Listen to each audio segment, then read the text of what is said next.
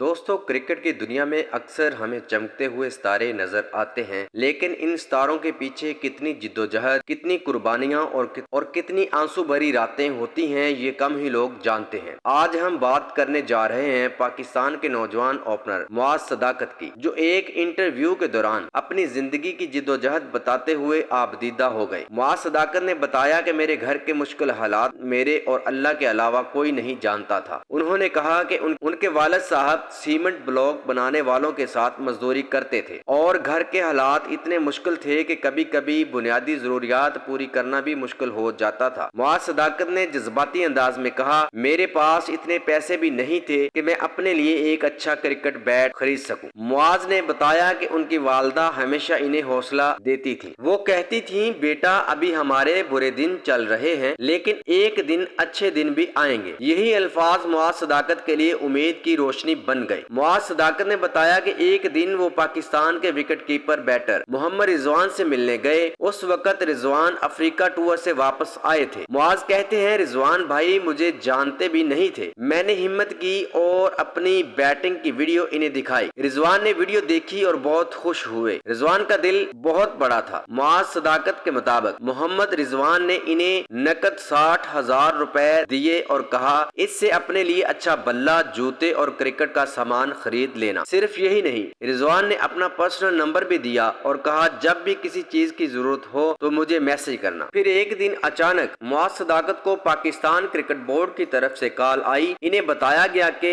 इन्हें emerging Asia cup के लिए टीम में शामिल कर लिया गया है। ये वो लम्हा था जिसने उनकी जिंदगी बदल दी। मुआज सदाकत कहते हैं, मैं अपने आप को खुशकिस्मत समझता हूँ कि मेरे अच्छे वक्त में मेरे वालिदैन जिंदा है। वाकई ये सिर्फ क्रिकेट की कहानी नहीं, ये मेहनत, सब्र और माँ की दुआ की ताकत की कहानी है। दोस्तों, आप मुआज सदाकत और मोहम्मद रिजवान के खूबसूरत रिश्ते के बारे में क्या कहते हैं? कमेंट में जरूर बताएं।